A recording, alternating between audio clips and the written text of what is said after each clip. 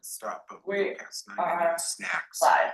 Okay, good evening, everybody. Welcome to our regularly scheduled meeting of the Business Economic Development Committee for the City of Bangor. I am the committee chair, Councillor Leonard. Other committee members are Councillors Maller, Carson, Balloon, and Fish. We also have around the table Community Economic Director Ann Krieg. We also have Councillor Michael Beck, and we also have a council chair, Sue Hawes. First item on the agenda is going to be the planning overview of procedures and protocols. I believe, here's on your Okay, so I'll try to just keep it really quick. Just to give you an overview of what's in the memo. For the planning board, they basically have three functions, and that is to help shape the comprehensive plan as the planning committee.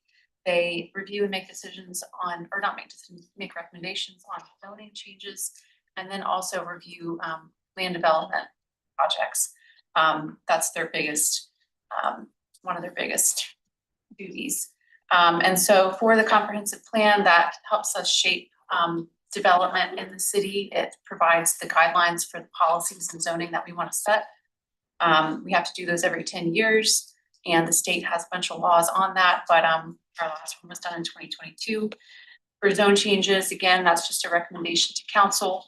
The process for that is it goes to first reading and then goes to planning board for public hearing, and then back to you all for another public hearing and your final decision. If the planning board votes to recommend that something ought to pass, it only requires you to have a simple majority to also pass that.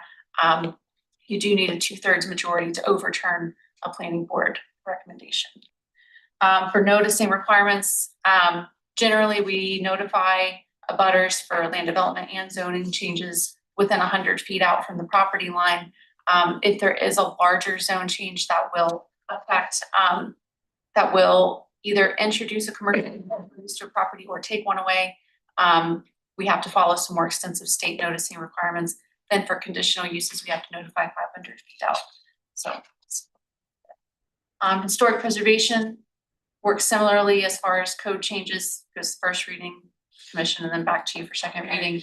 And then they are also the authority on historic preservation applications. So are there any questions on the process?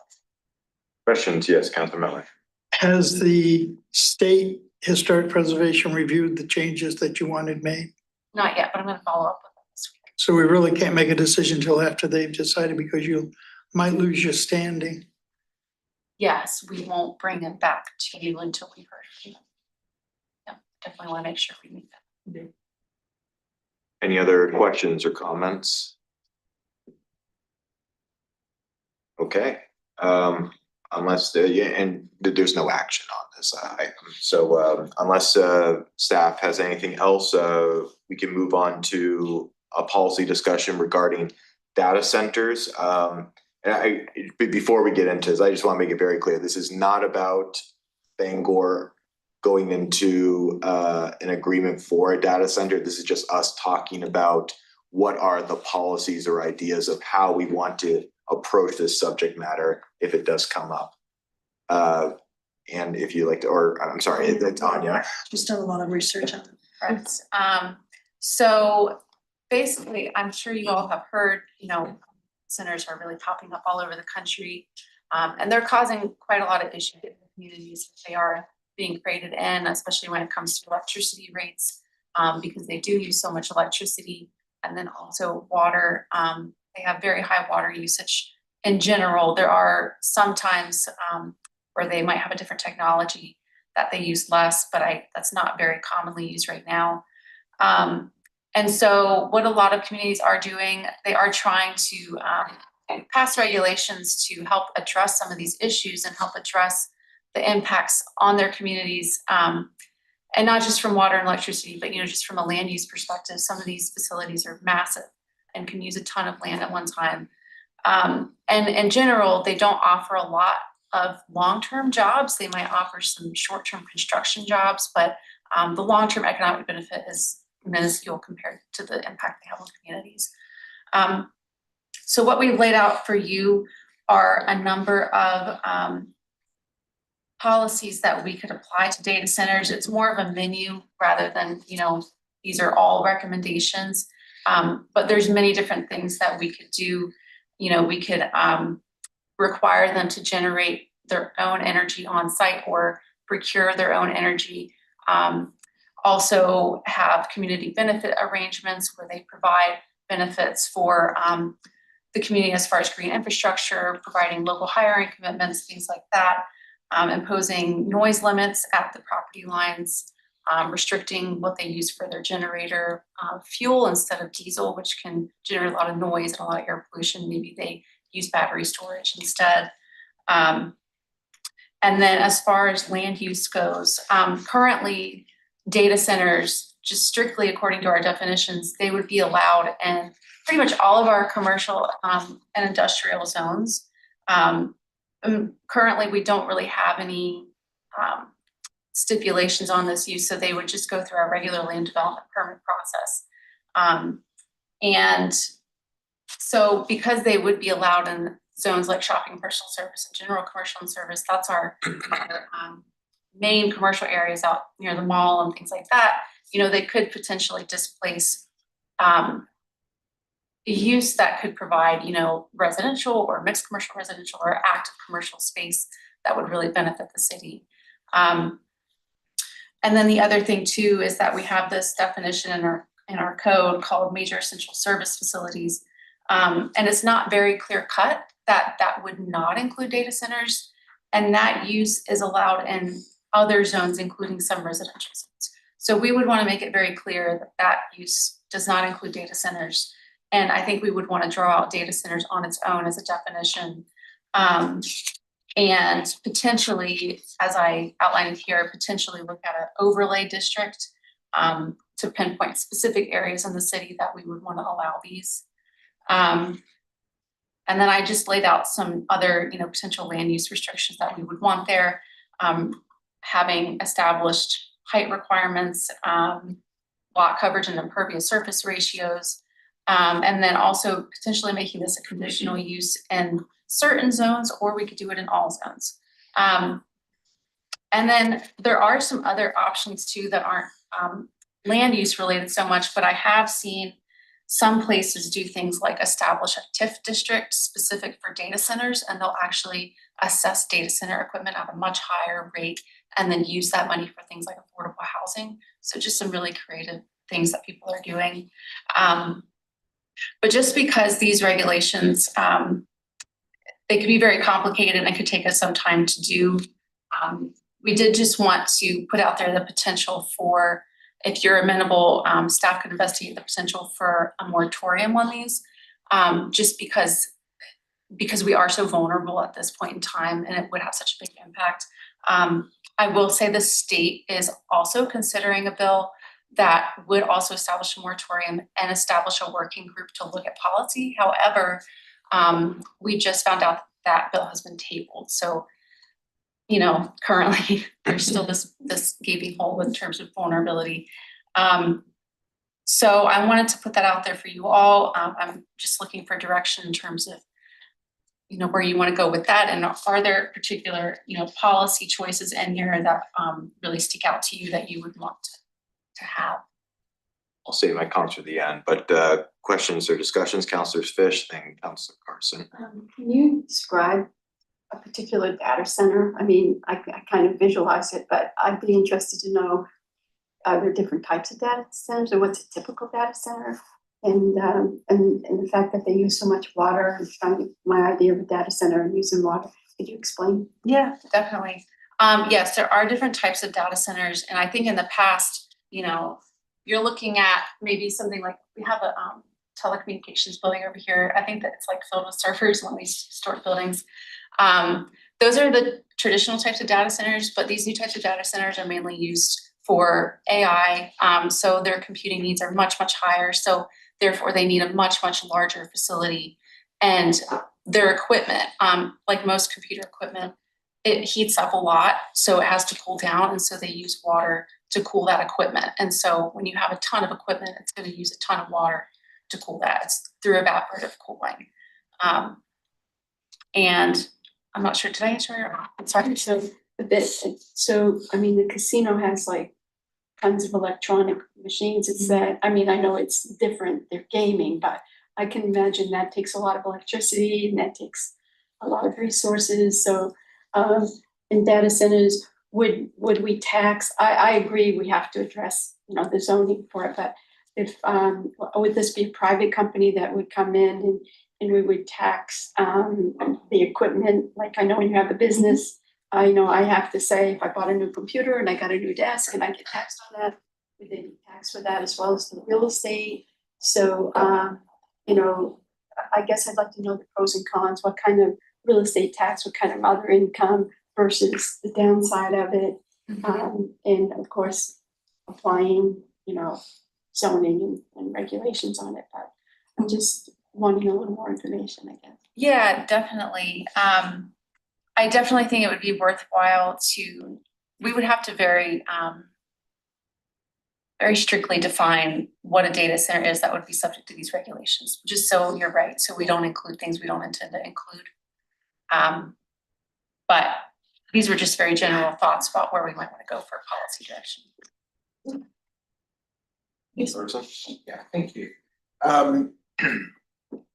For a lot of the reasons that you've mentioned, I would be in favor of a temporary moratorium on data centers that allow the city the time to really think through that question appropriately. In terms of the menu of potential regulations that you have here, I love all of them. And I really think we need all of them. I don't think data centers are something that especially these AI ones, that we can play around with. Where they have gone in all over the country, we do see electricity costs going through the roof. We see water utility costs going through the roof because often these utility companies then have to make a new plan for how they're gonna execute infrastructure and all of the things that really should be delivered to ordinary everyday people in the city, but instead are reserved for these massive centers. One thing that I do see that is missing, at least in my perspective, would be project labor agreements. Because the primary economic benefit of data centers are in their construction, or at least the benefit to workers are in their construction, because that's when the most positions exist. I would like to see project labor agreements where those designed to benefit the workers who construct data centers, so that in the construction, that their wages and benefits are not a race to the bottom, while the company that owns the data center will generate profits galore forever. And so I really would like to see strict project labor agreements, union workers, union construction workers, or if not union workers, prevailing wages that had been negotiated by regions, so that workers are compensated fairly for this work. Councilor Flynn. Much of what I was gonna say has already been said, but I would be in favor of like a moratorium, say for like 6 months, to give you time to work through all of this. And I do think that what you've outlined here, yes, all of that, we have a need for all of that, especially having them either procure their own electricity or generate it, because we're already seeing reports, and like the cost of electricity is not going down anytime soon, so. Any other questions or thoughts on this matter? Just a comment. Wasn't there an executive didn't the president decide that new IA centers had to produce their own electricity? Wasn't that an executive order? I do not recall. I believe so. So I think that's a moot point as far as we're concerned on electricity. I don't know. I can't believe 6 months isn't gonna make any difference to anyone that wants to build a plant here, because I'm sure we'd have already heard about it if they'd started planning. So I don't have a problem. Okay. Any other thoughts or questions? Yes, Councilor Flynn. I was just gonna say, there were some things that the president said in his State of the Union, but it wasn't super specific on data centers. There was something, I don't know if It was an executive order. Yeah. I think it was a little bit vague, so I think having our own would still be warranted. Okay, I do have a lot of thoughts on this. So, I would actually also be in favor of a moratorium, on these, just because there's a lot of information that even some of the research and science that's in on some of these data centers regarding human health, for example, we're still getting feedback on how this affects individuals in their own communities. There are some individuals that live close to data centers that actually report like increased migraines or other related ailments to their bodies as well. So I think the zoning is going to have to, the zoning piece just on that alone has to take into account the human health and well-being. They do require energy, but what's more taxing than the energy is the actual grid that they use. Maine does not have a very strong grid, and because of that, I actually don't see this city as a viable option right now for supporting a data center, unless they want to do some work in terms of having providing support for our grid. We're just gonna risk having rolling blackouts potentially in this city, just because the amount of energy that these data centers require for a old grid like ours, that would be actually very dangerous.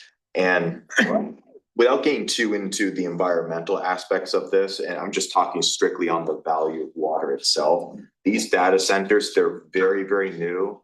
AI is not going anywhere anytime soon. We're going to see more and more data centers coming out. What that means is that the overall value of water is going to increasingly go up in price. So whatever agreement we may get into a data center with right now would not be as viable as we would get into it, say, like 2 or 3 years down the road, because the value of fresh water, which is what's needed in data centers, is going to get more and more rare to acquire. And they can't even use like our wastewater treatment plant water, for example, which has a PFAS contaminants in it. They can't even use that, because that would be an environmental issue, because as soon as those PFAS contaminated waters get hit with large amounts of heat, they just get exposed into the air, and you'll see foam coming out. So it's just, there's a lot of issues with these overall that I don't really see the full short-term or even long-term benefit in them right now. But, and I'm happy to, Anya, email some of these to you as well, but these are just my basic requirements of, like, if we were to entertain a data center, they need to have full infrastructure cost responsibility, an independent energy assessment, and no fossil fuel and infrastructure related to that whatsoever. Absolutely ban potable water usage. I would rather have, this is getting a bit too into the weeds. I won't go full into it, but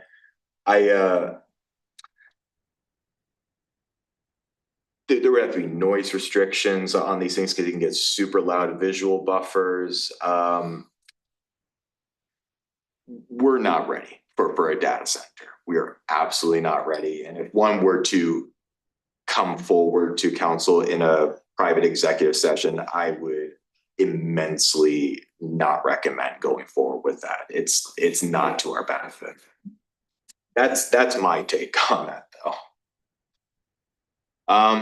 Does anyone have any other thoughts or comments on this particular subject matter? Anything else from staff?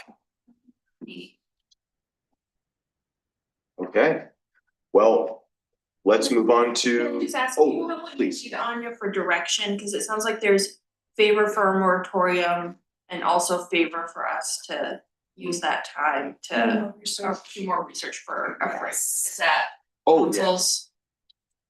Yes. Did you guys need a time on that moratorium? Well, we're just gonna make sure that, that's allowable for Right. us to do. We just wanted to get your feeling if that's a direction you want to go in. We'll investigate legality and everything and then come back to you with that. Okay, So, I'm fine with that. Is committee okay with that?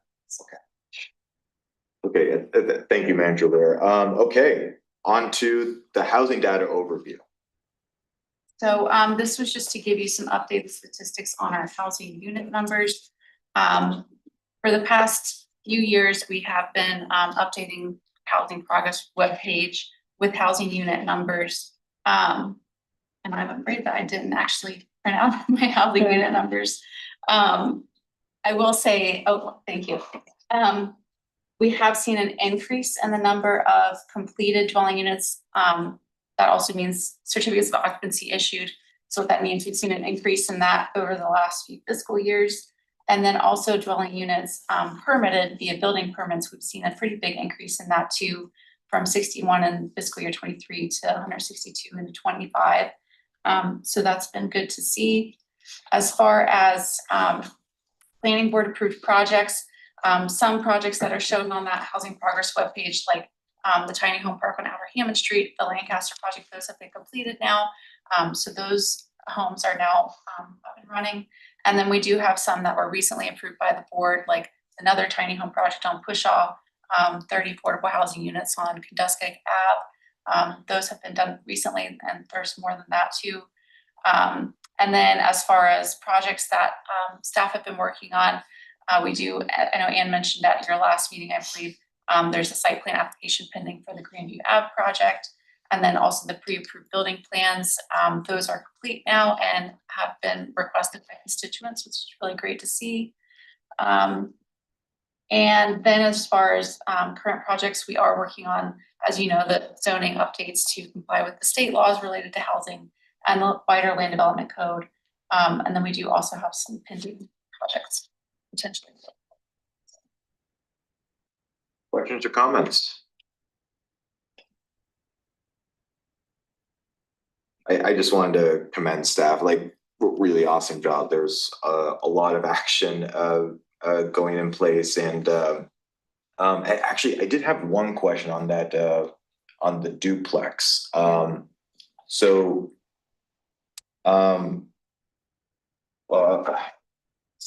it's more so just a nitpicky question. It's like, what type of permit allows for staff level approval versus what needs to go to the planning board, basically? So staff level approval, that's just a minor site plan revision. That would be for very minor changes. When I say staff review here, what I mean is any project that comes to go before the planning board, staff review it first to make sure that they meet all the code requirements. And then once it's complete, we'll send it to the planning board for their approval. And so that's most projects that happen in the city, like projects like that, housing projects and larger commercial developments like that. Okay, so it's more like it sounds like it's more so a precursor before going to planning board typically. Yes. Okay. That was my only question. Does anyone have anything else on this matter? Okay, moving on. So we have a housing strategy section, 108 loan program, CDBG. I am going to assume Ms. Stinicky is going to be coming up.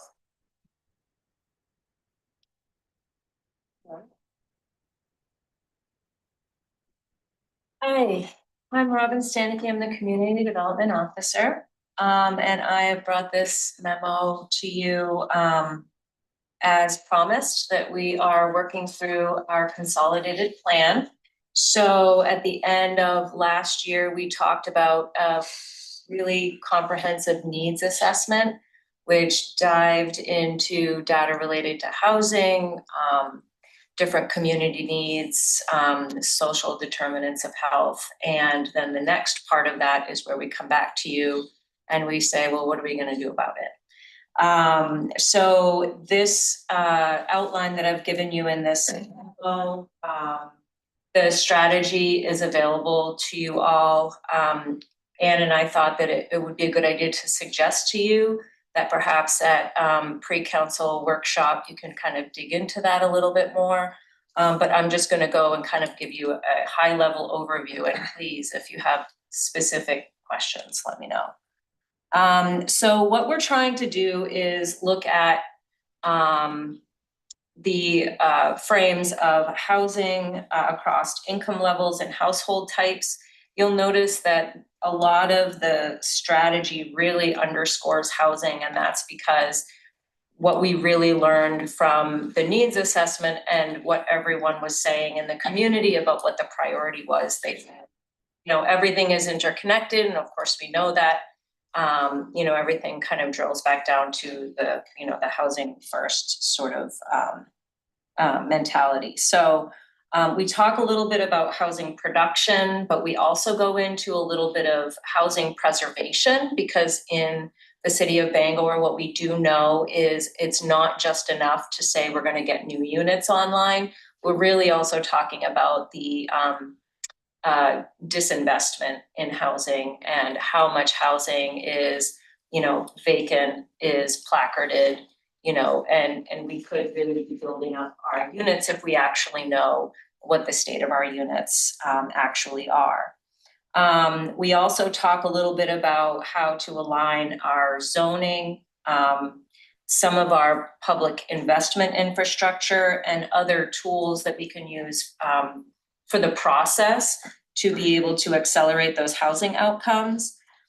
And then we also talk about what its implication is for homelessness, the permanent housing in all of its different forms, and how this really has accelerated and exacerbated the homelessness crisis.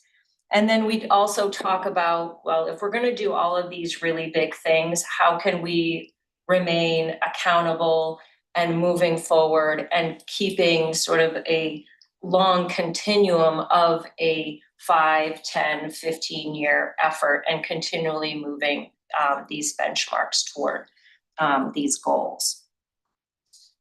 So in the actual strategy, we begin with a summary of the regulatory and program accomplishments that we have done over the last 5 years. And some of them you heard in Anne's last update regarding some of those zoning changes and other things that we are suggesting in the land use code. We also put together the principled framework, which actually goes back to the evaluative framework that we talked about last year, where we're looking at the different community capitals. So what really anchors ourselves when we're saying, okay, we're going to build this, what's really important and what we've learned. We also talk about the overarching goals, and that is displayed in the plan as benchmarks and targets. So we're thinking about action statements, like we're going to increase something, we're going to decrease something. And then how are we going to get there with different programmatic approaches? And then we're also thinking about it in terms of, okay, if this is placed here in the housing strategic plan, where does it also show up in our comprehensive plan? Where does it also show up in everything else? Because we've got lots of plans and studies and plans of plans, and we just want to make sure that everybody is at the same table talking about the same thing and measuring it the same way. So it's really important. Then we also, to go into a little bit of detail about those benchmark sections, we are talking about housing production. We're talking about the affordability of that housing. We're talking about the typology, like, do we need more 1-bedroom and studios? We do, and what are those other types, like permanent supportive housing? We're also talking about rehabbing existing housing. It can't be underscored how far we can get in housing production and preservation if we're talking about the little duplex versus, how many years it takes to get a larger project off the ground. We do go into talking about permanent supportive housing and other solutions to homelessness as it relates to what are the categorical needs of the populations that need to live together in a certain sense, to live in different places of the city.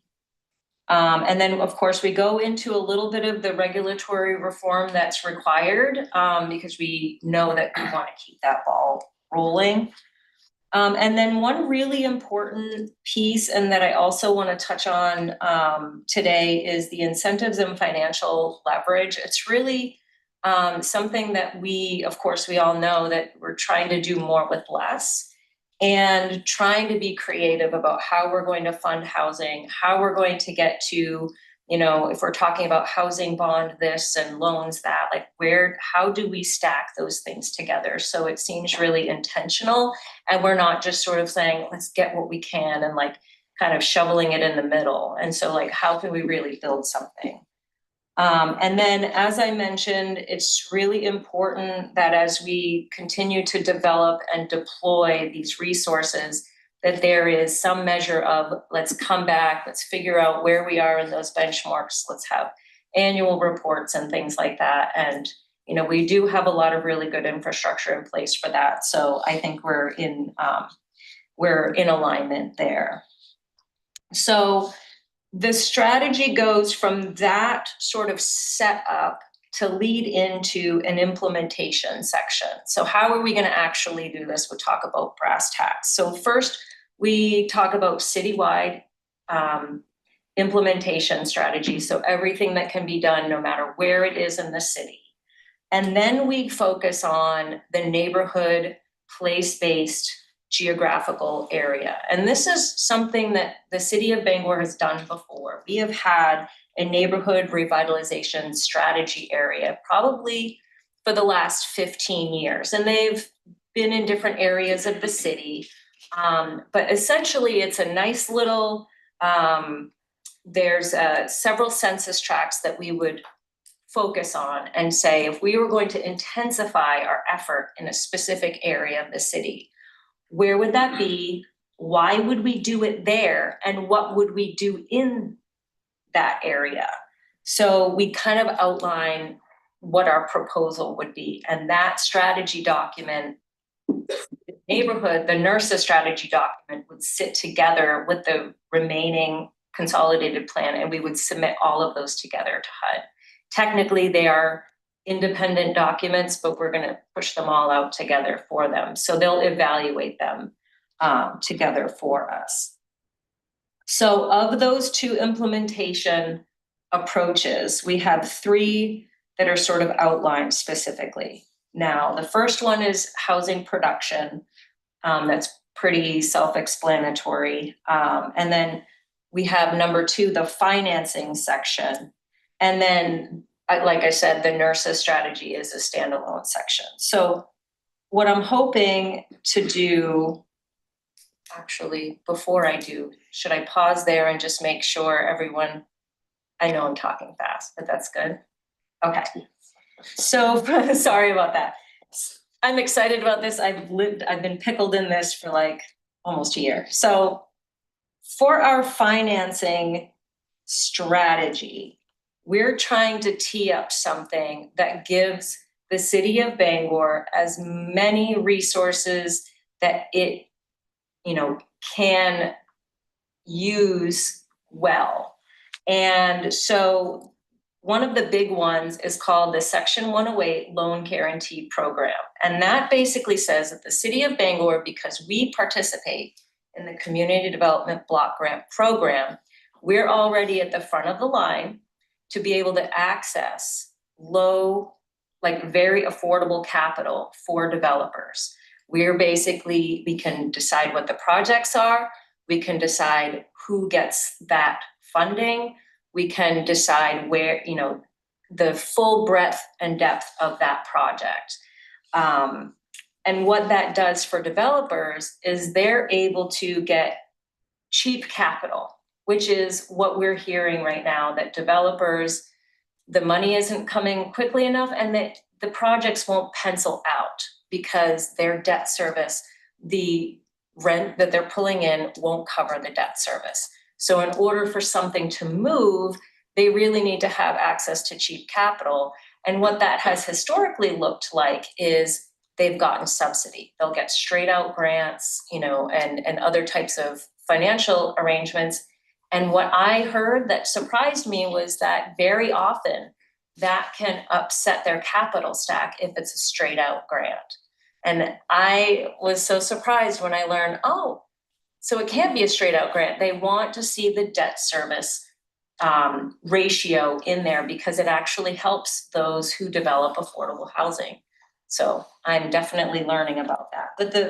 But the truth of it remains is that having an inflow of capital that we don't have right now is one option that we can have through the CDBG program. So what we would do is we would develop a proposal, we would send it up to HUD, and we'd say, we would like to use our CDBG program to access a certain amount of capital. We can take up to 5 times our CDBG amount. And we can say, we'd like to hold this for a project that we vet, approve, administer, and oversee. And then we can take that capital, dedicate it to that project, and it's money that that developer doesn't have, and it's money that we don't really have to put toward that right now, right? And so basically the risk shifts to being able to, I guess you could say, we could have our results now versus waiting every single year to put a little bit of CDBG money aside, until it kind of builds up, and then we can kind of put it toward that project. We can have it now, sort of payday loan-ish, I guess you could say. You know what I mean? Like you can have it now and then you kind of pay it back incrementally. By doing that, you have the ability to work with a developer now, get those incentives in place now, and be able to maybe put together a program for those little 1 and 2 units, do some infill housing, do something that's very intentional within a neighborhood, and move the needle on some of these things. But without that resource, we have what we have, right now, which is, are we going to be talking, other types of like housing bonds and those types of things? Here is something else that we can have in our arsenal. So you don't have to make a decision tonight about where that money goes or anything like that. But what we're really hoping you'll allow me to do is start the process of building a proposal, because it can be pretty labor intensive. And I just want to make sure that that's the direction you'd like to go in before we start putting that package together. Yes, so that was pretty much. So the next steps that I have for this whole strategy is we can talk about it in more detail.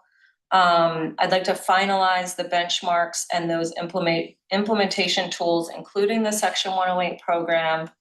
And then we really want to make sure that we go back in and align those regulatory, financial, and staffing actions with those targets if they've moved at all.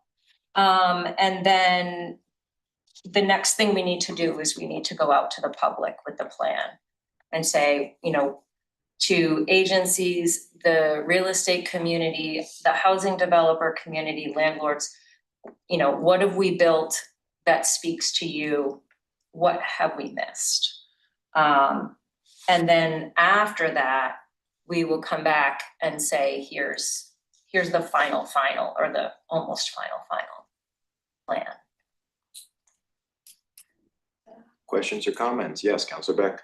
So this may be a little bit bigger than what you're asking for, but my eyes just got real big looking through this, because we're in the process of trying to make a housing committee.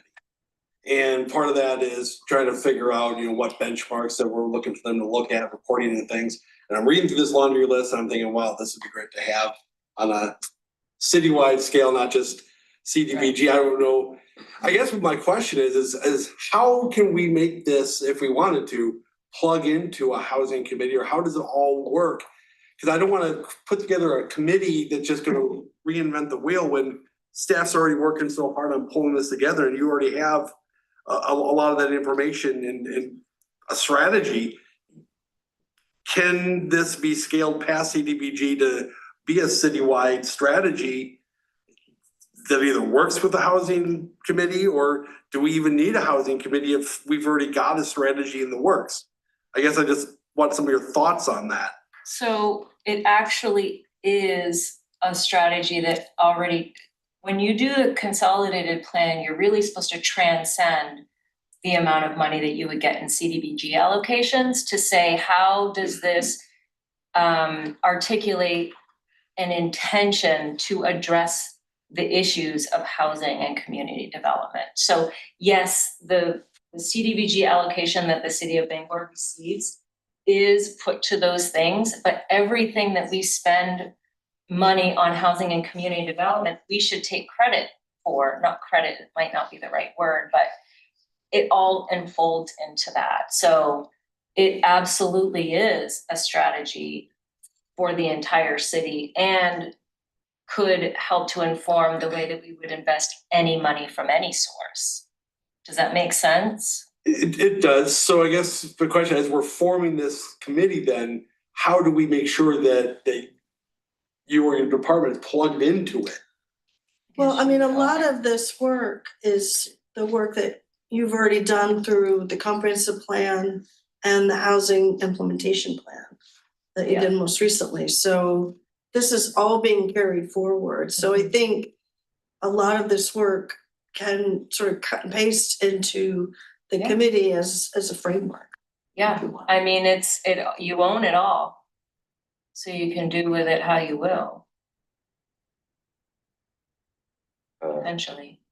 Oh, you want to pass it? I'm percolating, go ahead. Okay, Councilor Fish. I think that it's a major component, but I think there's other types of housing in the private sector. So so it would be a major component along with the comprehensive plan and partnering. You know, I think we could learn a lot and maybe be creative from some of the things CDB did. But there's also a lot more opportunity with the private sector and investors. So it's not the whole answer, but it's a very important part of the whole housing components. Right. That's important. And I'm hoping that when you look at the strategy that you and folks in the private sector in development, but also real estate can look at this and say, am I missing something? Because we've really tried. We've had lots of, meetings with the community that this is their expertise. And so this is kind of what we spit out. But over the next couple of months with engagement, we're hoping to make sure that it responds to everything that everyone is seeing. I did hear the other day, I can't remember, it was from one report, I think from a commercial banker, and I don't see it, and I talked to some of my realtor friends, I don't know if you see it, but he said there was a great need for 3-bedroom. Do you see? That That's kind of interesting. surprised me. I definitely have reported out on the need for studios and 1-bedrooms. I'm not sure about 3 bedrooms, maybe in a specific geographical area. That makes me curious. I was just curious if you. Yeah. Thank you. Any other thoughts or questions? So, Robin, you were looking for a proposal. I'm sorry, do you have a question, Councilor Carson? I was just gonna move that we allow Robin to get moving on the Section 108 program. To move forward with the proposal. Yes, so we're asking if we can prepare that proposal. And then also, I think I had mentioned at the beginning that, if I can provide the full strategy document. It was just very, very big and cumbersome to be on the full agenda here tonight, but like next week, you could really chew it. I think most of the decide councils what you are like. thinking it off. No, I understand, sure. So we do have a motion. Do we have a second? Second. Second, okay. Are there any questions or discussion regarding this matter?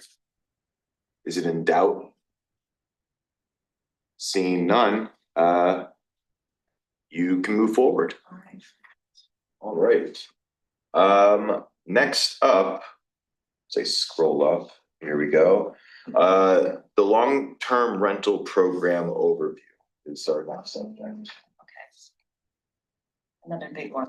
I know, although, yeah, if we need more time, we can always put it on a future. Why don't I just, Yeah, do an you've read the overview. email, or you've read the memo, I'll just dance around it and if you decide that you have questions. So for some of you, I put a little bit of background here. So 2 years ago, we decided, hey, we want this thing.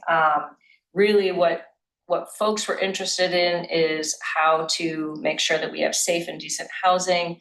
The issue of inspections, periodic inspections came up, and what does it look like in the constellation of other towns that were coming up with their own rental registries. So we decided, let's do a 2-year pilot where we had specific goals. We wanted to test the registration process and format. We wanted to really build inroads with trust with tenants and landlords. There was lots of discussion about that. And then we wanted to also design certain benefits and incentives that would help to bring more landlords into participation, help tenants kind of understand and be able to give their own feedback as well. And so what we came up with was specifically the rental registry itself is a computer program, so you can go online and you can do your rental registry. It operates separately and distinct than the short-term rental registry. So I should say that they're both completely different systems. And then what we also did was we designed certain services and benefits that landlords could participate in. Namely, they asked for low-cost rehabilitation funding. They were concerned about and wanted protection against theft and property damage. And then arising out of that, or because of that, tenant support services aimed at reducing evictions and vacancies, but then also to mitigate the risk of landlords who were taking a chance on certain landlords. So what we found that one of the biggest challenges, of course, was the allocation of resources. We really felt that had we been able to do more rehabilitation for sprinkler systems, we could have made some headway in that regard. And I think as a result of some of that decreased activity, we were only able to complete our registry with known data and not necessarily that, Joe has a duplex on Center Street.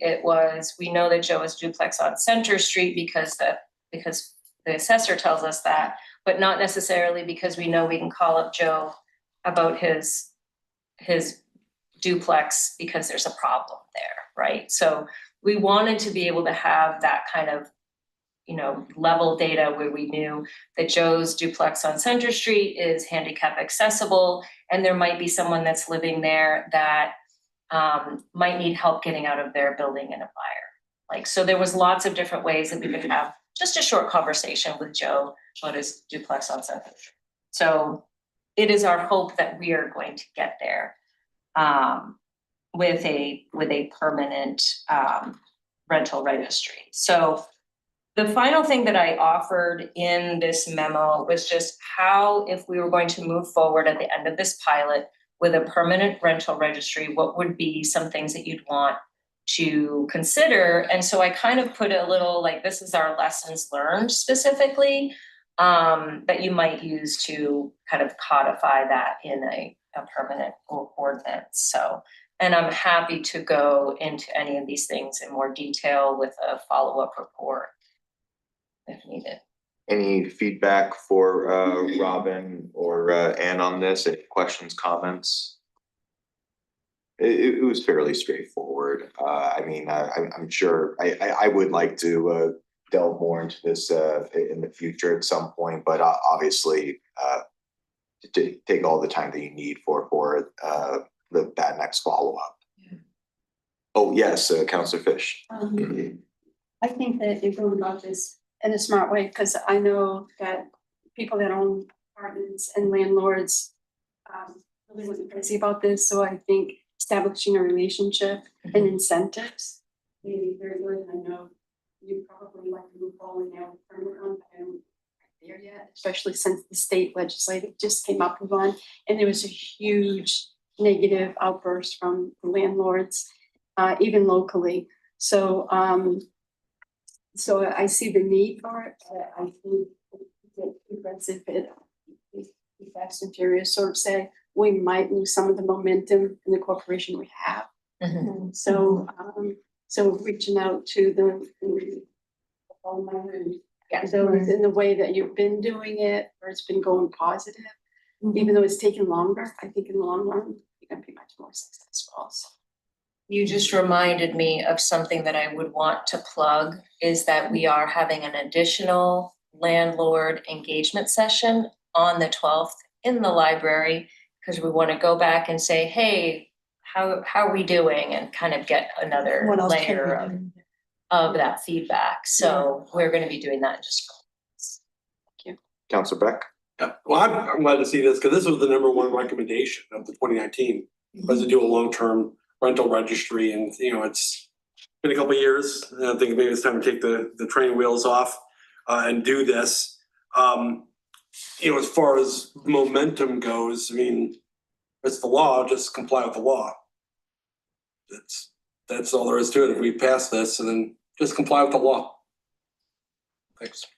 Well, the state legislative context that you also bring up, one thing that I did hear from landlords is that if they had to either choose between registering on a state website, whether it's Maine Housing or whatever other avenue, or talking to city staff, that they would prefer a local solution. So that's something that we did hear. But again, those conversations are still, in public view, they're still pretty new for folks learning about them. Unless there's any other questions or feedback on that, Anne, do you have enough time for director's update, or do you want to kick that forward? Yeah, all I was gonna say is, I like to give you reports when they come out, statewide reports on Maine economy, so I just put that in your packet. There is a survey on the Maine Development Foundation website, so if you want to weigh in on it, you can do it right on their website, so. And in 2 weeks, I'm going to the Urban Land Institute's Conference on Housing in Baltimore, and there's gonna be a focus on unhoused populations and, different housing stocks, so I'm excited about that. That's all I got, and then we 2 executive sessions. Okay, unless there's any questions for Ann on her updates, I will entertain a motion to go into executive session. We'll be going to executive session pursuant to 1 MRSA, section 4056C, acquisition of real property or economic. Motion, do I have a second? Second. All right, moved and seconded, roll call vote, Counselor Malley, Yes. Yes. Counselor Carson, Yes. Counselor Bloom, Counselor Fish, and I am a yes, we are in executive session.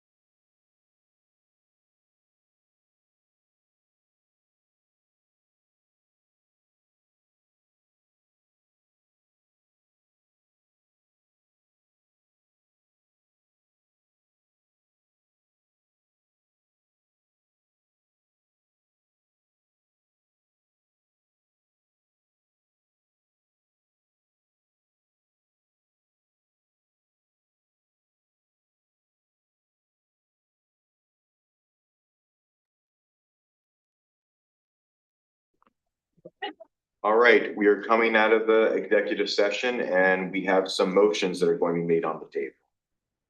Chair, I'd like to move that we authorize the city manager or designee to grant developer collaborative 120-day extension. Submit the development plan and accompanying pro forma for the Grand. All right, we have a motion. Do we have a second? Second. Moved and seconded. Discussion? Doubts? Okay, that's gonna move on. Do we have another motion? I make a motion that we forward to council, the approval of the sale of 240, Grove Street. For council approval. Moved and seconded. Discussion? Any doubts? That will also move on.